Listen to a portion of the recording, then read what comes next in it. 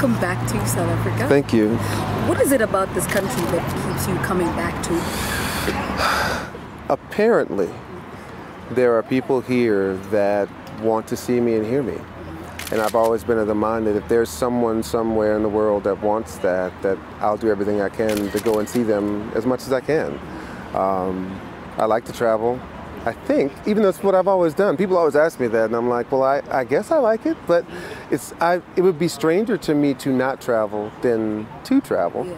So I go ahead, but the folks here, they just make you feel so at home. Yeah. You know, it's not like I'm as far away as I am, even though it took more than a day to get here. There's always a smile on the face. People are so excited. It's amazing. It's very different than being at home, to be honest with you. People here still know how to treat stars like stars, I guess is the best way I know. And I guess it's because you don't get to see us as often. I think at home people are spoiled because they get to see us all the time with the 24-hour news cycle. But, you know, coming here once every 9 years makes people excited, I guess. Yeah. And I mean, 15 albums later, what makes it still worth waking up for every morning?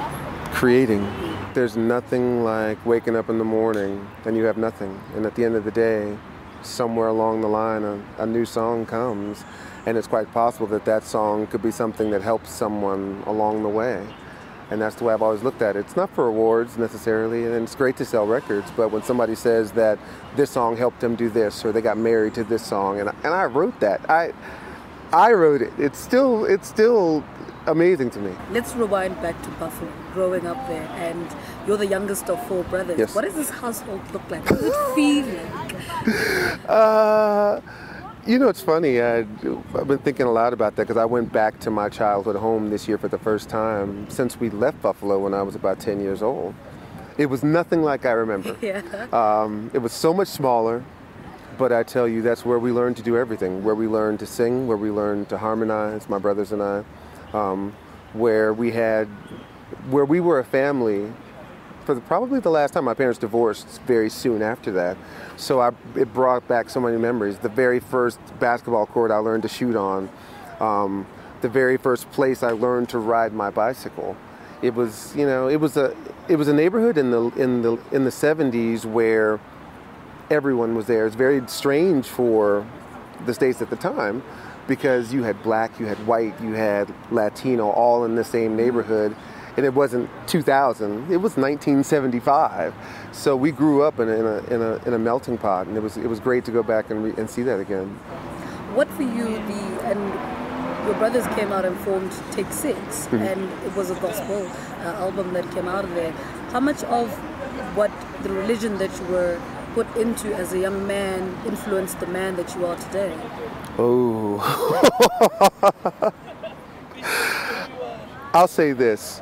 The way we grew up and the religion that we were, it drew the line in the sand of where we weren't supposed to cross. Let's just say that I had 1 foot on this side of the line and 1 foot on this side of the line. And sometimes 2 feet, and then I bring 2 feet back, and then 1 foot, and I straddle. So that's kind of the way But that stuck with you because most of the albums will have at least one gospel song in there.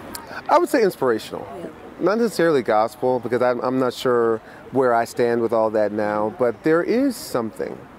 And I think that at the end of all this, I love you, you left me, I miss you, there has to be some message.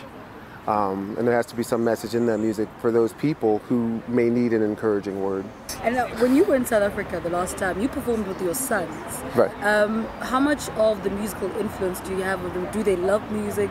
You know, are we talking a musical family here? Yeah, they definitely are finding their own way. And like I was saying in the press conference, it's difficult, particularly with really talented people, to find their way in the current landscape of this business when you're 23, 24.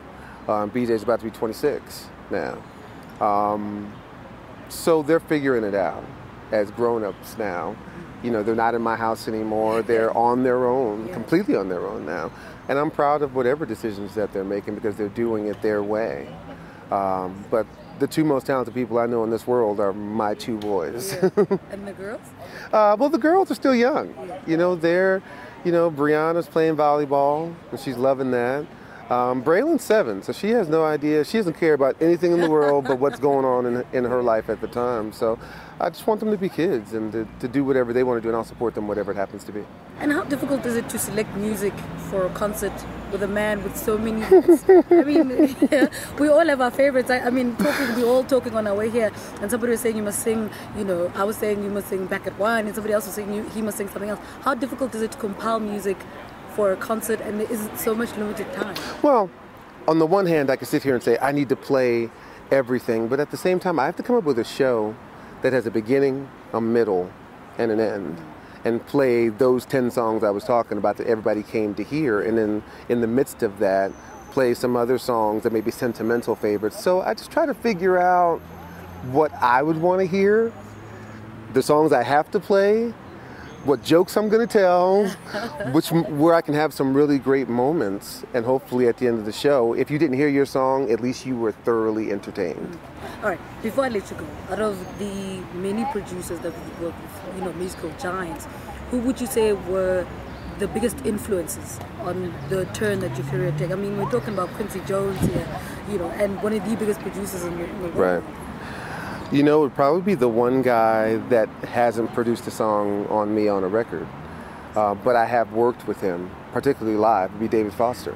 I've always thought, because I love Quincy, and my brother and I have this debate all the time. The two greatest producers in history, well, I have to put 3, because Babyface has to be up there at the top as well, but it's Quincy, David, and Face. And they're all different in their own right. But I always pattern myself after David because I'm a hands-on guy, piano guy, the guy that actually sort of, you know, takes a real hand in the music itself. And if I could have an eighth of what he has done, then I'd be great. And, you know, because I can call him and talk to him. And, you know, when I started producing film scores, and he was one of the people that I would bounce things off of because he'd already been there. So I'd say it would be David Foster. Brian, thank you so much for talking to us. Thank you very much. Great interview Lebo had with Brian McKnight. I'm not 100% sure she was 100% professional. She was looking too deep in his